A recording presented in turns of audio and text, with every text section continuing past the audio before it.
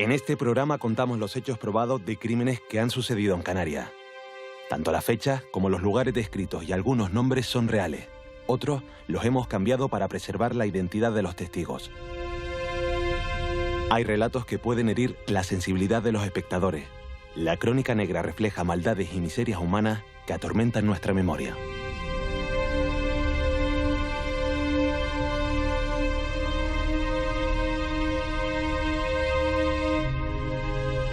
Un anciano malherido en una parada de guagua. Un joven brutalmente agredido a las puertas de una discoteca.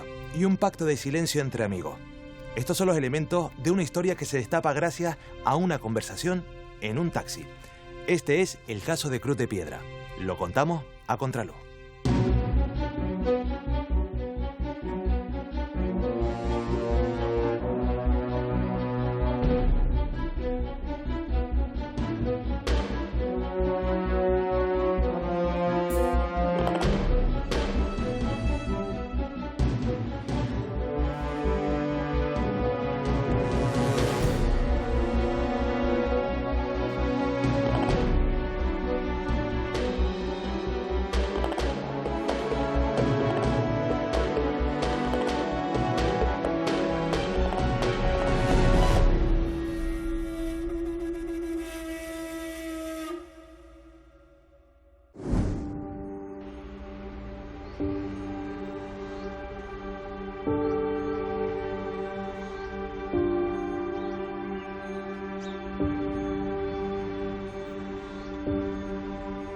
Son las 2 de la tarde de un sábado festivo, el Día de Todos los Santos. Carmen, vecina de Cruz de Piedra, llama preocupada a sus familiares. Su padre no ha vuelto a casa después de su habitual paseo matutino.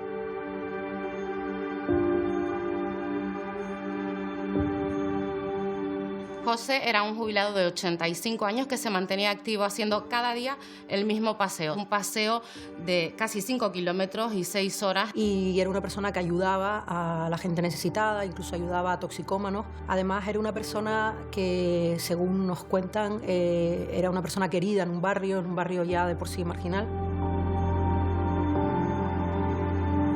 No era habitual que José se retrasara porque tenía una rutina muy marcada y llegaba siempre a su casa a la misma hora para comer y también para tomarse una medicación que necesitaba. Y el día 1 de noviembre era día festivo, no había nadie en la calle a esa hora, pero él seguía haciendo su rutina. Bueno, el barrio de Polígono de Cruz de Piedra se forma en los años 70, se construyen unas 1.400 viviendas y en sus inicios estas viviendas no contaban con los servicios básicos ni las infraestructuras. Entonces, bueno, la gente, los primeros habitantes que venían de zonas como el Confital, como las Tenerías o los albergues de chamán, se encontraban con este problema y era un barrio reivindicativo en aquella época. Sí es cierto que en los 80 tuvo una mala fama, se le catalogó como un barrio peligroso. En la actualidad eso ha mejorado mucho, ha cambiado, ha mejorado en cuanto a servicios, conexiones y también cohesión social, gracias sobre todo al trabajo de asociaciones y también de vecinos.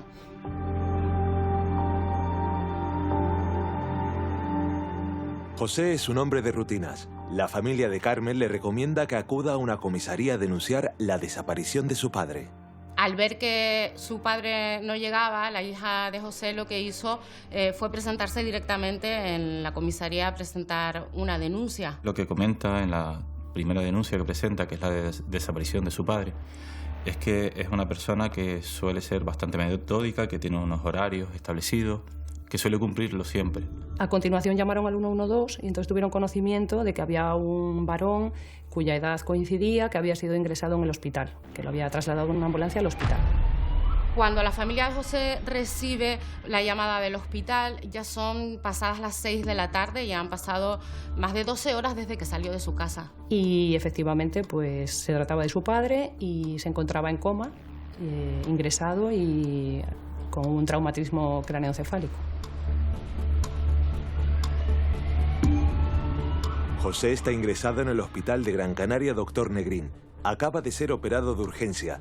Los sanitarios que lo atienden creen que se golpeó en la cabeza tras sufrir una caída, pero algo no cuadra. La familia sospechaba que no había sido una caída accidental porque le faltaban pertenencias. Le faltaba su cartera en concreto, que él siempre solía llevar algo de efectivo, además de su documentación, y también apuntaron a varias joyas que le faltaban, algún anillo y algún colgante. Y que el golpe que había sufrido era un golpe severo, que no era producido por una caída. Se sospecha, ¿no?, de que no había sido una caída accidental por los golpes que tenía y por cómo había llegado al hospital, que según contó la médico que llegó, dijo que llegó balbuceando y que llegó en muy malas condiciones al hospital.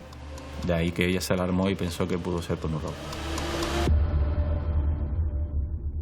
Se comenzó a investigar desde el inicio que los compañeros del distrito reciben la denuncia de desaparición. Normalmente lo que se hace es que se llama a los testigos o alertantes de este suceso. Son las personas que pusieron en contacto con el 112.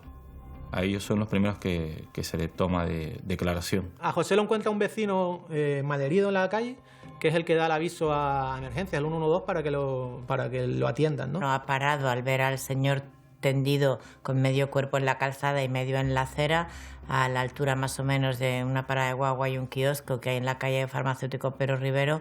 No teníamos datos de personas que fuesen testigos directos del suceso. Lo que se hace es intentar hacer el recorrido desde su domicilio hasta el lugar donde se encuentra para ver si podemos localizar algún tipo de grabaciones o cámaras de seguridad que pueda dar luz hacia alguna posible persona que haya podido venir detrás de él y agredirle.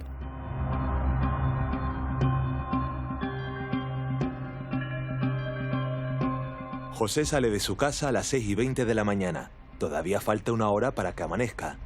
José salía a pasear muy pronto, 6 de la mañana, 6:30 de la mañana, y solía hacer un paseo rutinario que pasaba por la calle principal del polígono de Cruz de Piedra, que es la de Farmacéutico Pedro Rivero, acudía hasta la zona de la Ballena. Llegaba a la urbanización 5 Continentes y bajaba por escaleritas para llegar a Chamán. Muchas veces también paraba en la ONG en la que él colaboraba, una ONG de drogodependientes, en la que de hecho al principio se sospecha que pueda ser un drogodependiente quien la haya agredido porque sabe que esta persona llevaba dinero y demás.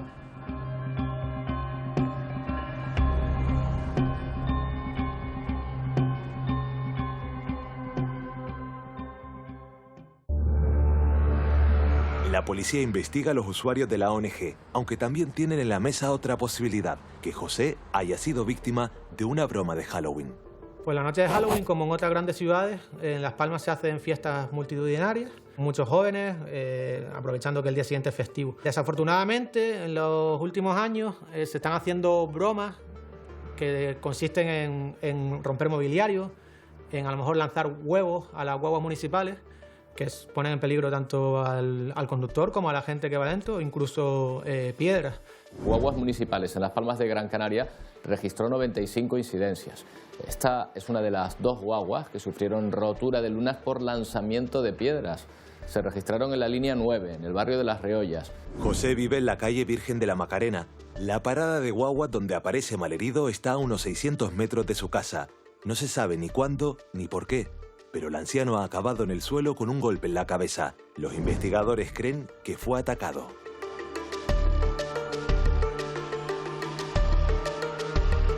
El 112 recibió 2 llamadas de 2 personas diferentes que alertaban solicitando asistencia sanitaria para José. Una de ellas fue a las 7:01 del día 1 de noviembre de 2014 y la otra a las 7:08. Y el tiempo que habría transcurrido desde la caída no lo sabemos, pero estimábamos que poco porque se encontraba consciente y es una calle por la que tiene bastante tránsito, a pesar de que se trataba de un sábado por la mañana y eran ya las 7 de la mañana y suele tener bastante tránsito. Es una calle como muy principal en el barrio de Cruz de Piedra. José estaba semi-inconsciente y con una herida en el cráneo que le había provocado una hemorragia. Era en la parte posterior de la cabeza y el cuerpo se encontraba boca abajo, con lo cual pues o podría haber sido movido o él mismo se había movido, pero era algo extraño, no coincidía la herida con la caída propiamente y tenía más heridas. ¿Vale? Había heridas en la parte lateral, heridas en la parte frontal y heridas en la parte posterior. Entonces, bueno, algo extraño. Apenas podía hablar y lo único que podía decir era la palabra Javier. Lo decía, era lo único que decía y el sanitario lo único que le entendía. Entonces interpretó que ese era el nombre de la víctima y José fue ingresado en el hospital Dr. Negrín con el nombre de Javier.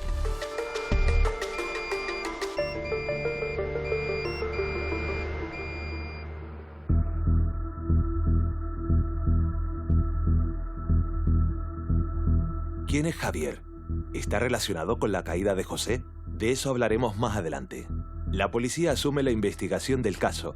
Las circunstancias en que aparece sugieren que José ha sido víctima de una agresión. En Cruz de Piedra solo tenemos al principio la denuncia por desaparición de la hija de este señor. La primera decisión es, lógicamente, analizar la escena donde sucede el hecho, en este caso donde se encuentra a José, y nos desplazamos junto con la unidad de policía científica. No hay restos de ningún arma, no hay evidencias tampoco de robo. Por ejemplo, una de las líneas de investigación sí fue preguntar en el centro de drogodependientes por si había habido algún problema, y también recuerdo que él era abonado de la Unión Deportiva Las Palmas y el club de fútbol nos colaboró en el sentido de que alertaba si alguien pasaba por los tornos con su carnet, pero esto tampoco dio resultado. Lo que sí que era cierto que no teníamos testigos, nadie quería hablar de la agresión. En este barrio de Cruz de Piedra nadie quiere hablar y no es fácil conseguir información. Nadie había visto absolutamente nada ni oído absolutamente nada. Era, bueno, pues un vecindario que o no se percató o no quiso declarar, pero la verdad es que el mutismo fue prácticamente absoluto. Cuando fuimos mi compañero el camarero y yo a Cruz de Piedra a cubrir la noticia, a los pocos minutos de bajarnos del coche, se me acercó un hombre joven y me dijo: en la calle de arriba hay una persona que quiere que te vayas. Entonces yo le contesté: voy a intentar hacer mi trabajo con tranquilidad, dile a esa persona que venga y me ayuda. Por supuesto no vino nadie. Entonces dimos una vuelta, entré en un supermercado, hablé con algunos vecinos, nadie quería hablar sobre la agresión a José, y cuando salí de la tienda vino otra persona diferente a decirme: oye, ya te han dicho que te marches, yo que tú me irías. Entonces, bueno, pues ya ahí nos dimos cuenta que tampoco fluía información, pero que no iba a llegar a nosotros, nadie iba a hablar sobre el tema, sobre la agresión de José, y mucho menos con la prensa. Es cierto que luego ya empezaron a dar informaciones variadas sobre varias personas que habitualmente en el barrio pues son violentos o problemáticos, pero gente que apuntaba diciendo quiénes eran los problemáticos de ese lugar, pero no como algo directamente relacionado con estos hechos.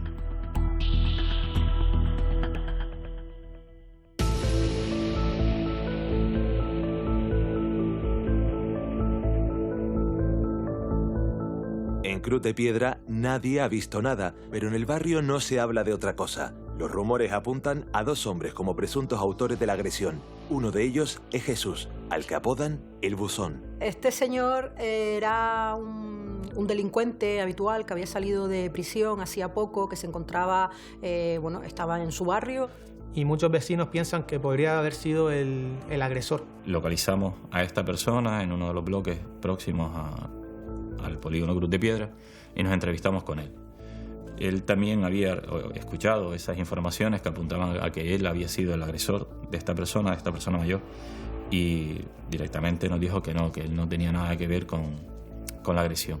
Lo que decía él que había hecho esa noche pues era corroborado por varios testigos. Estuvo en casa, que sí que es cierto que ese día salió a un bar próximo en compañía de su pareja, que regresó al domicilio y estuvo dormido toda la noche.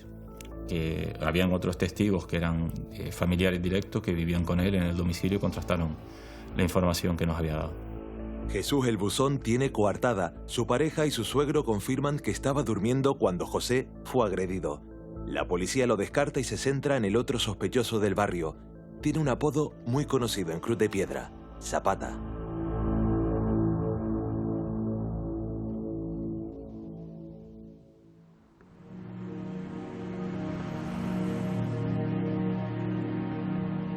La familia Zapata es una familia conocida en el polígono de Cruz de Piedra, en el que la gente le tiene entre respeto y miedo, Pues porque ha tenido varios problemas con la justicia. Lo primero que sucedió fue que se recibió información a través de una llamada anónima al 091. La persona no quería aportar datos, pero quería dar una información para el grupo que estaba investigando la muerte del señor de Cruz de Piedra y decía que el que lo había hecho era el Zapata Chico. Policía Nacional, buenas tardes. Buenas tardes. Mira, te iba a decir una noticia. Están buscando a un tío en el Polígono Cruz de Piedra que le dio una paliza a un hombre, ¿no? Pues lo desconozco, caballero. Vale, mira, escúchame lo que te estoy diciendo. Zapata Chica fue el que le dio la paliza al pureta. Zapata Chica se le dio la... Sí, resulta que le dieron una paliza a un señor en el Polígono Cruz de Piedra, por lo visto, ¿no? Y el hombre está hecho polvo y le robaron. Pues por lo visto es uno de los hijos del Zapata, el de Zapata Chico. Hijo del... Zapata Chico. ¿Zapata Chico? Sí. Vale, se llama Zapata Chico. ¿Y tienes algún dato más de esta persona? No, es un chiquillo, tiene 17 años. 17 años. ¿Sabes dónde vive? Ya, yo si te lo digo todo, tío, es que en el Polígono Cruz de Piedra vive. Si estuvo hoy la brigadilla todo el día aquí, chiquillo. Vale, tú sabes que es él, ¿no? Sí, lo sabe todo el mundo. Venga, de acuerdo entonces. Vale, chiquillo. La llamada se hace desde un teléfono público y no se puede rastrear. Zapata Chico es un apodo. La policía le pone nombre: Aridane Ledo Rosales.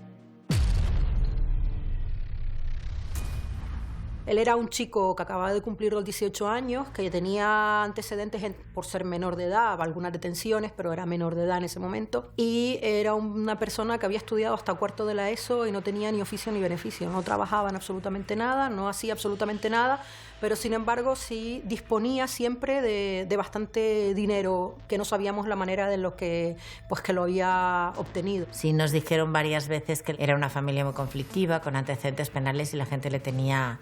Bueno, algunos decían respeto y otros se atrevían a decir miedo.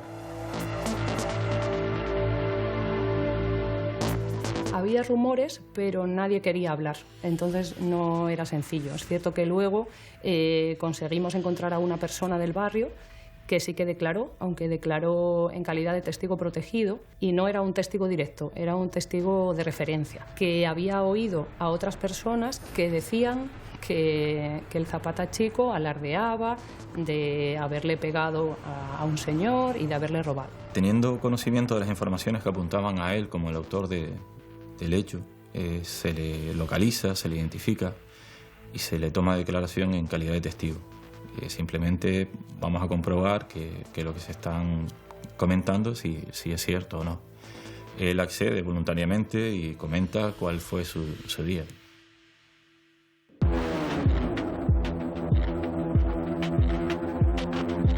Noche del 31 de octubre, Aridane Ledo acude junto a unos amigos a una fiesta de Halloween en la discoteca Las Brujas, en la zona de Barranco Seco. Y que allí incluso había perdido su cartera y pensó incluso que había sido un chico que se la había quitado y se había peleado con él, ya manifestó que había tenido un altercado, y también que posteriormente Aridane había acudido a una fiesta after una vez que cerraron Las Brujas. Esta zona donde estaba la discoteca de Las Brujas durante una época fue bastante conflictiva porque se formaban fiestas ilegales en los alrededores, en edificios abandonados, y era habitual que la policía tuviera que intervenir. Y muchas personas se fueron a seguir la fiesta de after a un edificio abandonado de las cercanías. Zapata lo que dijo es que él se fue con ellos.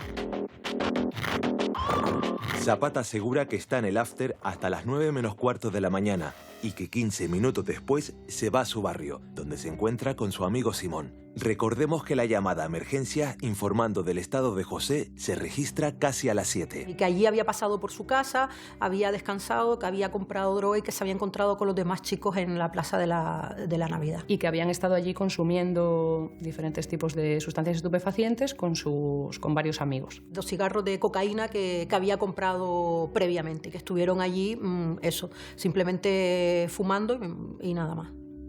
Según Zapata, aquella mañana llegó a la Plaza de la Navidad con su amigo Simón. Allí se encontraron con 3 amigas más, Eugenia, Caridad y Estefanía. Igualmente a Simón se le localiza y se contacta con él y accede voluntariamente a prestar declaración, ratificando la propia declaración Zapata. Las versiones cuadran. Zapata Chico también tiene coartada. La Policía Nacional vuelve a la casilla de salida. No tiene sospechoso. Además, ahora tendrá que trabajar con más presión porque llegan malas noticias del hospital.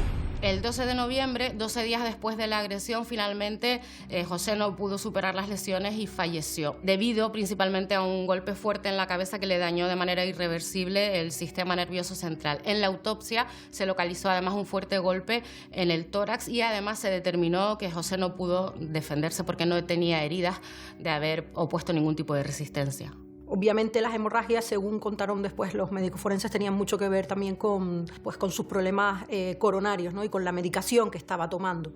Pero todo eso se produjo claramente por los golpes que había sufrido en la cabeza en la zona pectoral, que hicieron que perdiera el equilibrio y que cayera al suelo y se diera un golpe fuerte en la cabeza. La muerte de José tiene implicaciones en la causa judicial. Ya no se habla solo de un robo con violencia, sino también de un presunto homicidio. Podía ser una muerte accidental, pero en principio todo apuntaba a que no era así, a que se podría tratar de un homicidio, porque tenía golpes en diferentes zonas de su cabeza.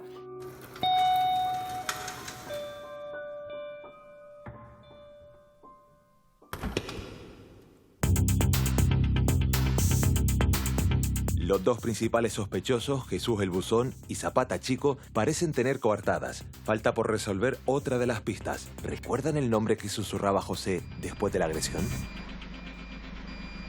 Esa pista, en principio, el sanitario lo que nos informa es que en repetidas ocasiones pregunta a la víctima cómo se llamaba, ya que estaba indocumentado. Él considera que el nombre que dio fue Javier. Si bien no tiene la certeza de que fuese el nombre que quería decir esa persona, ya que estaba semi-inconsciente y emanaba sangre y no estaba en sus plenas capacidades. El nombre se quedó almacenado como otra fuente de información hasta verificarla. Era un dato que teníamos, si bien es cierto que no había ninguna otra referencia a esa persona o a ese nombre. Pero sí que es cierto que con el solo nombre de Javier no había nada. En Cruz de Piedra nadie habla. Nadie ha visto nada. La investigación está en un punto muerto. La policía se queda sin hilo del que tirar, hasta que un mes después, varias llamadas vuelven a poner en el radar a uno de los sospechosos.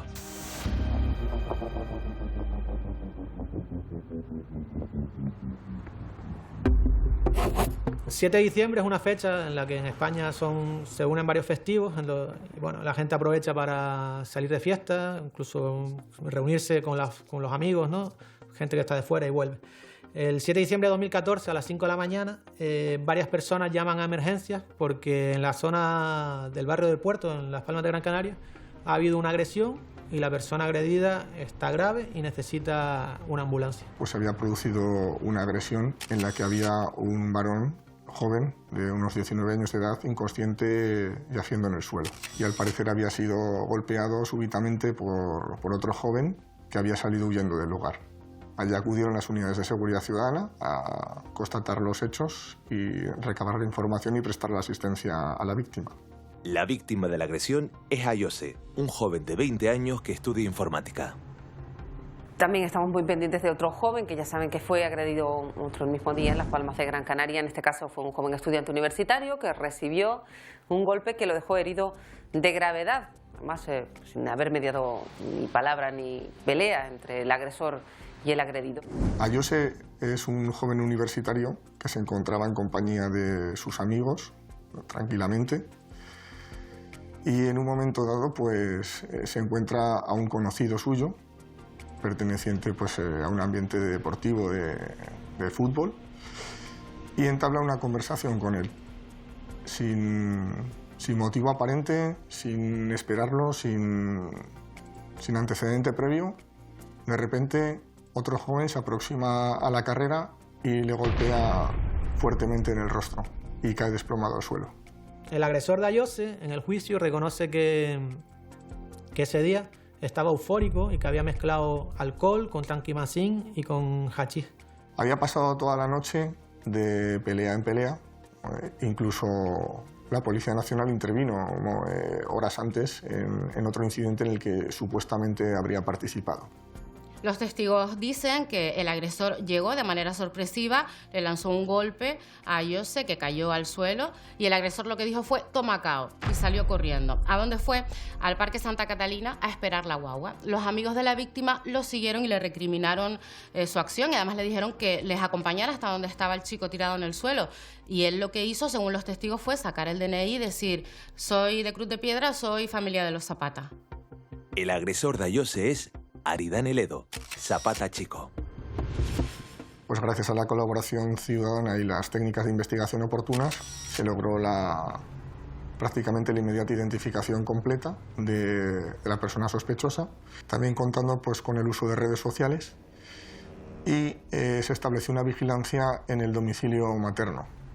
Y al día siguiente, cuando procuraba acceder al mismo para coger ropa, dinero y poder ocultarse más tiempo, pues se produjo su detención. En aquel momento él dijo que sabía que lo estábamos buscando, a lo que se le interrogó que si lo sabía, por qué no se entregó, manifestando que, bueno, que él sabía que lo íbamos a coger. Ya hay una persona detenida, Yanira Rodríguez, que ha sido enviada directamente a la cárcel. Prisión preventiva es la decisión del juez después de escuchar esta tarde la declaración del presunto agresor. Se trata de un joven de 18 años. Ayo se quedó en coma y estuvo debatiéndose entre la vida y la muerte. Y de hecho tuvo lesiones cerebrales y estuvo ingresado en el servicio de neurocirugía. Cuando le dan el alta, tiene grandes secuelas. Consiguió recuperar algunas funciones, pero sigue teniendo una dependencia importante. El padre cuenta que han pasado de tener un chico que estaba estudiando ingeniería informática en la universidad, a tener un niño en el que le tienen que prestar ayuda para casi todo.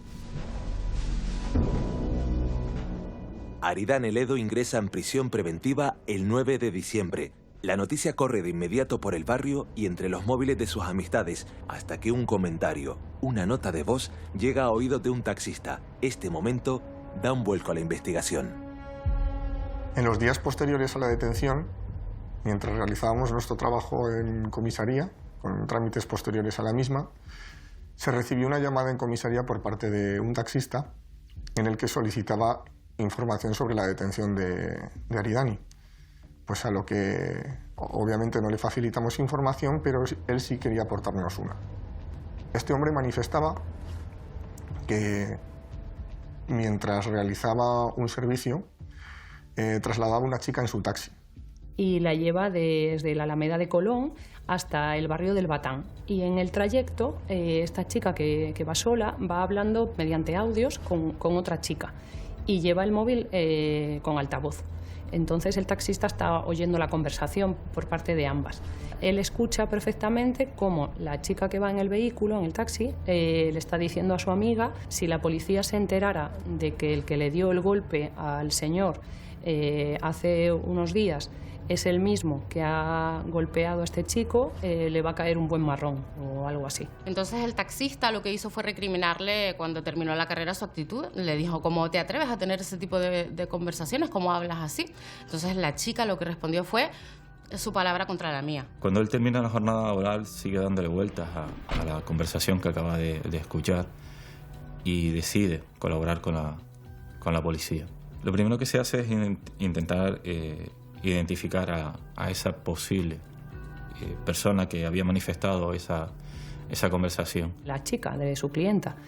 Y esas características físicas son pues, que tiene pelo corto, pelirrojo y gafas de pasta negra.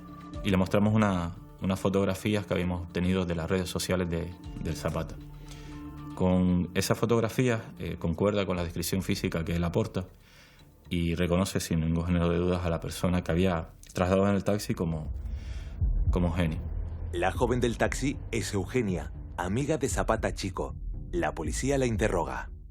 Eugenia, cuando fue citada por primera vez en el grupo, lo que declaró fue que ella nunca había tenido esa conversación en un taxi, ni sabía de qué le estábamos hablando y que ella no había cogido un taxi ese día. Sino que se encontraba en el domicilio de una vecina, que nos da el nombre y los teléfonos de contacto, y que estuvo colaborando con ella limpiando el domicilio. Cuando hablamos con la vecina de la que ella nos había facilitado los datos, nos dice que sabe perfectamente quién es ella, pero que nunca ha estado en su casa y que además que no le ayuda en las tareas del hogar ni nada por el estilo. Y que además que ese día que no ha estado con ella. Entonces, bueno, a partir de ahí pues ya sabíamos que nos había mentido. Entonces volvimos a llamar a Eugenia. Eugenia reconoce ahora que sí iba en el taxi. Confiesa que en el trayecto estaba hablando con una amiga, Caridad.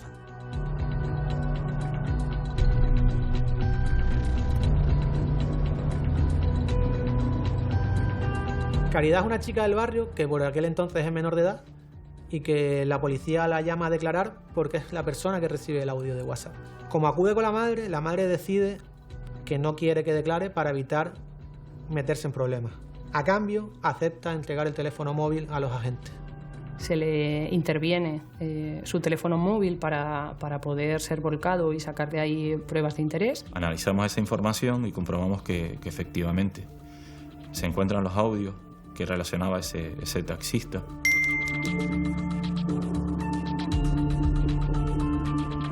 Las amigas de Zapata han mentido. La policía vuelve a citarlas a declarar y las testigos cambian su versión. Además de Eugenia, se llama a otras personas que han estado en esa misma fiesta.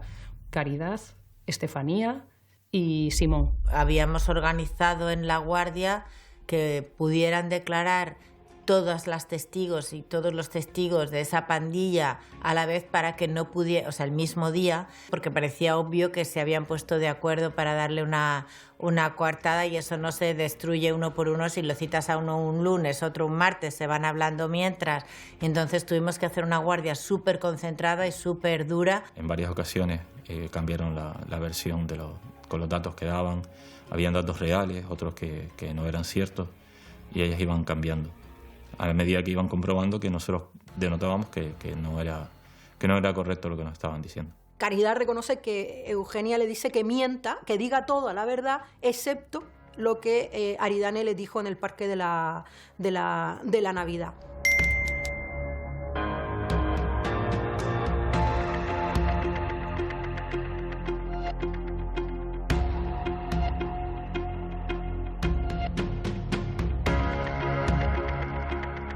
¿Cuál es el secreto que Zapata contó a sus amigos en el parque de la Navidad? Ninguno lo desvela, hasta que Eugenia se sincera a la comisaría. Eugenia sí cambia de opinión y que efectivamente cuando estaban en el parque de la Navidad aparece Zapata y dice que quiere seguir consumiendo drogas. Entonces ellas le interrogan acerca de dónde ha sacado el dinero y él dice que se lo ha robado a un señor. Eugenia posteriormente se volvió a retractar en el juicio, donde ya no reconoció lo que había declarado en sede policial. Se justificó atender más a las declaraciones que prestaron ante mí y ante el juzgado de instrucción 8 en La Guardia, en la instrucción, que después en el juicio oral. El juicio se celebra en marzo de 2016 tras una compleja investigación que ha tenido que lidiar con un pacto de silencio. Los investigadores saben que en la noche de finados en la que agredieron a José, Aridane estuvo con al menos 4 amigos: Eugenia, Estefanía, Simón y Caridad. En su día, Zapata contó que estuvo de fiesta en Barranco Seco hasta las 9 menos cuarto. Más tarde se encontró con sus amigos en Las Reollas y sobre las 10:30 volvió a su casa. Con este relato no pudo agredir a José, al que encontraron malherido a las 7 menos 10. Pero, ¿qué pasó realmente esa noche? La respuesta depende de a quién escuchemos. La primera testigo es Eugenia, la joven que envía la nota de audio en el taxi. Reconoce que salió de fiesta en la noche de Halloween, primero en la discoteca Las Brujas, donde vio a Zapata, y luego en un after en Barranco Seco. Calcula que sobre las 8 quedó con todos sus amigos en Las Reollas, incluido Zapata, que no lo veía desde las 4 de la mañana. Eugenia describe perfectamente cómo fue la agresión, ¿no? Ella dice que fue a través de un mataleón y que dejó al señor tirado en la acera. En el juicio lo que pasa que Eugenia se desdijo de todo lo que había dicho en instrucción, es decir, ella cuando se le preguntaba sobre los audios que nosotros teníamos, ella siempre los esquivaba pues diciendo no me acuerdo o eso significaba otra cosa. Estefanía es otra de las amigas del grupo. Asegura que en el after después de las 4 ella sí que ve de lejos a Zapata. Las 3 jóvenes van juntas a Las Reollas, donde se reúnen con todos sus amigos. Estefanía no cambió de versión. pero porque nunca declaró nada comprometedor. Es verdad que ella sí estaba bastante enfadada porque ella era la hija del primer sospechoso, ¿no? Y entonces ella habló directamente con Aridane diciendo que a ver por qué le iban a meter eso a su padre, que no había hecho absolutamente nada. La tercera testigo se llama Caridad. Pese a ser menor de edad, también reconoce que salió de fiesta. Asegura que en el after no vio a Zapata. Calcula que sobre las 7 fueron a la Plaza de la Navidad, donde estuvo 20 minutos. A diferencia de lo que dicen sus amigos, ella asegura que se fue antes de que llegara Zapata. Sin embargo, todos los demás, todos, sí dijeron que ella estaba allí y que oyó claramente lo que había dicho Aridane. La conclusión mía particular de que podría estar enamorada de Aridane, y por eso ella lo defendía siempre.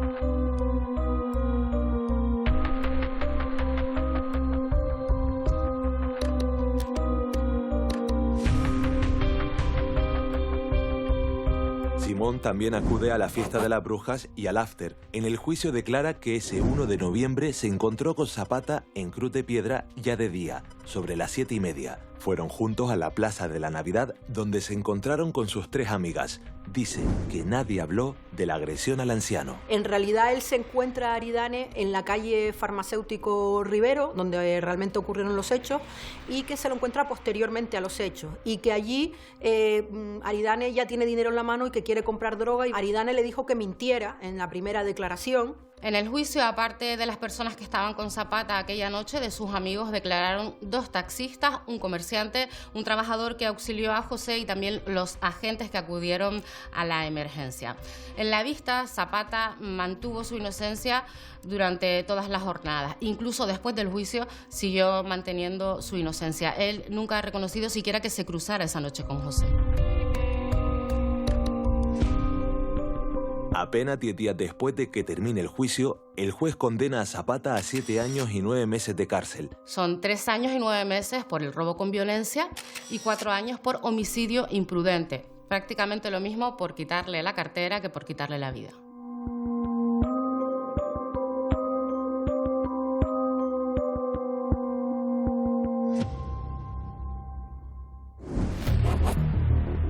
La sentencia pone luz a lo que pasó aquella noche. La policía confirmó que Zapata estuvo de fiesta en Las Brujas. Sobre las 4 se clausura y él, a diferencia de sus amigos, no va al after. Ninguno de los amigos declaró que él hubiera llegado al after. Él lo que dice es que estaba contrariado porque estaba buscando su cartera, que había perdido su cartera. La fiesta había tenido lugar en la zona de Las Brujas, en Barranco Seco, y Zapata había ido caminando desde ahí hasta el Castillo de Mata. Por el camino, en un túnel, se encuentra con 2 conocidos que lo ven desde un taxi y lo paran y lo llevan hasta el barrio. Estos conocidos cuentan en el juicio que la última vez que ven a Zapata es sobre las 6 de la mañana cuando se baja del taxi, en una zona próxima a donde tuvo lugar la agresión. Zapata está solo en Cruz de Piedra sobre las 6 de la mañana. No tiene dinero y quiere comprar más droga. Entre las 6:05 y las 6:50 es cuando él agrede a José. Se pone detrás del señor a correr y que cuando se está acercando al señor, José se gira hacia él para mirar quién viene, y entonces en ese momento en el que él se pone a su lado es cuando le da un codazo en la sien izquierda, provocando la caída hacia el asfalto. Media hora después se encuentra con su amigo Simón, que regresaba a su casa, y deciden ir juntos a comprar cocaína con los 100 euros que Zapata ha robado a José. A las 7:30 de la mañana se reúnen con Eugenia, Estefanía y Caridad en la Plaza de la Navidad. Ella le dijo que había robado a un viejo, que lo vio por el polígono, que se le acercó por detrás y le dio un golpe. En instrucción, ellas hacen referencia al mataleón, hacen referencia a los golpes que después los médicos forenses evidencian, con lo cual eso es imposible que ellas se lo hubieran inventado. Lo que les había contado el propio acusado. Además, lo hicieron a través de móvil y, por supuesto, pues dejaron constancia de ello.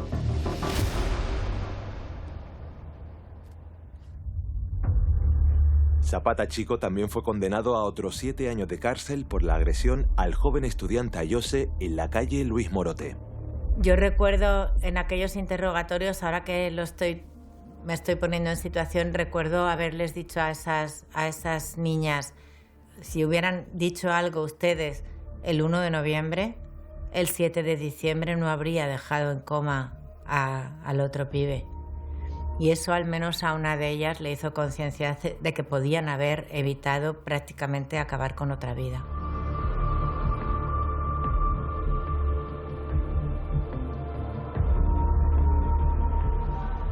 Como muy tarde, Aridane Ledo, Zapata Chico, volverá a ser un hombre libre en 2030.